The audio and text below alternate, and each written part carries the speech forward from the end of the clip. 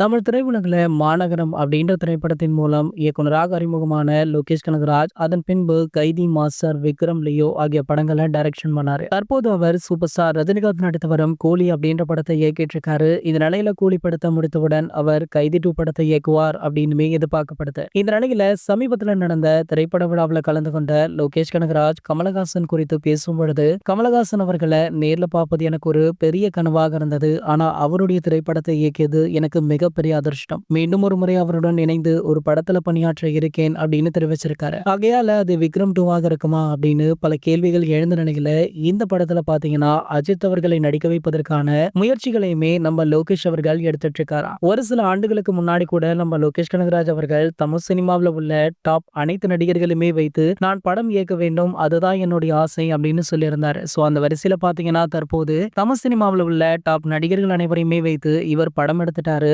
அதிர்ஷ்டரை தவிர. ஆகையால கமல் சாருடைய படத்துல அதிர்ஷ்டரை கமிட் பண்ணலாம் அப்படின்ற பேச்சுவார்த்தை போயிட்டு இருக்காம். சோ கூடிய விரைவிலேயே இதற்கான அறிவிப்புமே வெளியாக இருக்கு. இது போன்ற அதிர்ஷ்டரை பத்தி வெளியாகிற அனைத்து செய்திகளுமே நீங்கள் உடனே தெரிஞ்சுக்க நம்மளுடைய அஜித் 360 சேனலை மறக்காம சப்ஸ்கிரைப் பண்ணிக்கோங்க.